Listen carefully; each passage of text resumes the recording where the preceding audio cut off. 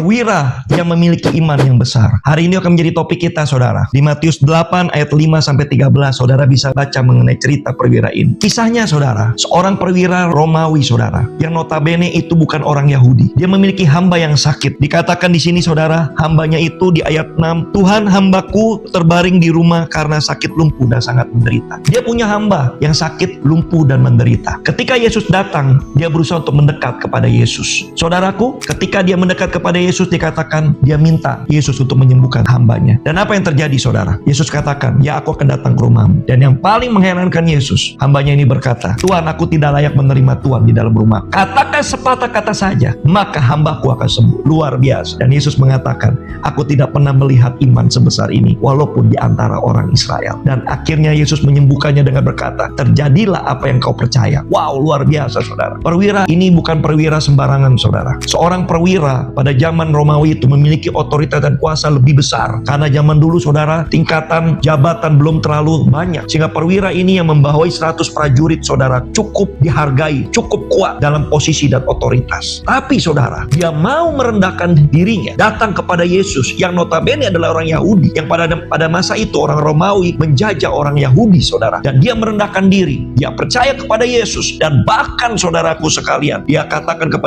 sepatah kata saja, maka hambaku akan sembuh. Karena aku adalah pimpinan dan aku punya bawahan. Ketika bawahanku katakan pergi, dia pergi, datang, dia datang, saudara. Dan ini adalah iman yang luar biasa menurut Yesus. Saudara, yang saya mau bahas hari ini adalah percayalah kepada apa yang dikatakan Yesus. Inilah yang dilakukan oleh perwira Romawi ini. Dia percaya akan apa yang dikatakan Yesus. Sama seperti kita. Kita harus percaya apa yang dikatakan Alkitab, apa yang dikatakan firman Allah. Kalau hari ini saudara sakit dan saudara lebih percaya kepada diagnos dokter, saudara lebih percaya kepada apa yang dokter katakan bahwa saudara mungkin tidak bisa sembuh, saudara mungkin hanya punya waktu 3 bulan lagi, penyakit saudara sudah kritis, penyakit saudara kronis. Saudaraku sekalian, hari ini saya mau katakan bahwa fakta kebenaran dunia bukan fakta kebenaran menurut Tuhan. Seperti apa yang dikatakan oleh perwira itu, Tuhan katakan saja, maka hambaku akan sembuh. Dia percaya dengan sungguh-sungguh apa yang menjadi perkataan Yesus. Kalau hari ini saudara juga percaya apa yang Yesus katakan, yaitu firman Allah, bahwa firman Allah itu adalah Yesus sendiri yang telah menjadi manusia, yang penuh dengan kekuatan, yang penuh dengan otoritas, yang penuh dengan kuasa, maka saudara juga akan sembuh. Percayalah, saudara, karena di Matius 8 ayat 17 dikatakan apa? Tuhan Yesus telah memikul kelemahan kita. Tuhan Yesus juga telah menanggung segala penyakitmu. Dan yang paling penting, di dalam 1 Petrus 2 ayat 24 dikatakan, dengan bilur-bilurnya maka engkau telah sembuh. Saudara, hari ini bukan kemarin, tetapi 2000 tahun yang lalu. Saudaraku sekalian, jika saudara percaya akan firman ini, inilah fakta kebenaran menurut surga. Fakta kebenaran menurut Yesus. Bukan fakta kebenaran menurut dunia. Diagnos dokter,